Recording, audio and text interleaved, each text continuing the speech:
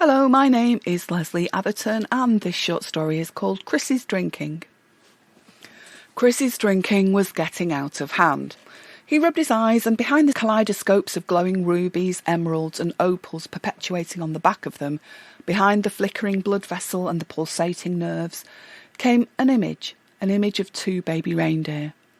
Chris's eyes remained closed, squinting in order to see the reindeer more clearly. Their grey, white, heavy coats, their black outlined ears, the teeniest hint of antlers. They walked towards him, inquisitive and unafraid, their hooves crunching and compacting the heavy snow beneath. And it was only then that Chris realised that he was outside and that it had been snowing.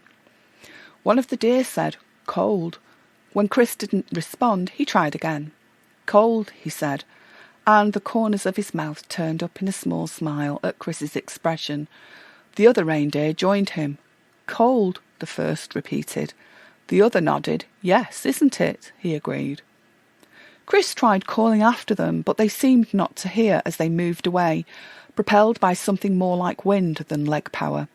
He wanted to know more of where they came from and why they chose to talk to him, but as he reached out, they drifted out of his view, carried off on the breeze-borne snow. Shaking himself awake from what he assumed must have been another of his regular hallucinations, Chris looked up as a tall, thin woman walked past him, scowling down at his filth from inside her fur coat. It had been a long time since Chris had seen such a coat, and he reached to the woman, grunting and desperate, to remove it from her and reunite the pelts with their rightful owners. He wanted to shout to her and to articulate his random thoughts and feelings, but the woman yelled and ran, and Chris's communication system wasn't working. It rarely was nowadays. And it seemed like no time later than another, slightly older woman came into his view. Smiling at Chris with her chubby chipmunk cheeks, she took his hand and picked him up, wincing at the stench, but continuing anyway. The woman walked Chris, with his ambling, inaccurate strides, a couple of streets from where he'd been lying, and through paint-scratched doors into a place he'd never been before.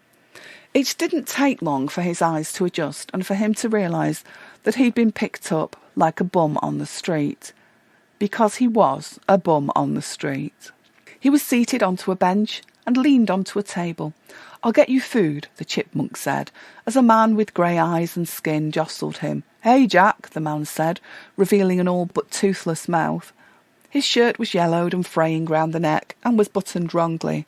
"Hey," Chris mumbled, drool leaving his mouth and dripping onto the table. It didn't matter that he wasn't Jack. Hey, right, I just saw Rudolph's two little brothers or something." It was the longest sentence he'd managed in quite some time. "Oh yeah, mate," the grey man said, gurning and scratching his grey overgrown stubble. "Yeah, I see all of Rudolph all the time, Jack. What's your tipple, mate?" "Huh? What are you drinking?" "Reindeer piss," answered Chris, with a surly attempt at a grin. The man pushed him so he wobbled on the bench till Chris was forced to show him the almost empty bottle. "Wine," the man commented, with a toothless attempt at a whistle. "Posh bastard." Yeah, well, maybe, thought Chris, but the wine was doctored with vodka, so posher than posh. Chris tried to get up from the bench then, but his efforts took him stumbling into a foul-smelling sofa and then onto the cold, hard floor. The other man watched blankly as Chris closed his eyes again, welcoming two little reindeer back into his mind. The larger walked to him, shaking the snow from his hooves and thick coat, leaving talcum powder traces on the tatty, tiled floor. "Evening," Chris grunted at the reindeer, and took another gulp of the vodka wine concoction. Embrace the madness, he thought. Enjoy the ride, he thought. Reindeer and vodka wine, the best friends you'll ever have, he thought. "Merry Christmas," Chris slurred as his head rested on the cold and filthy floor, and he awaited the sweet, blissful release of intoxicated sleep.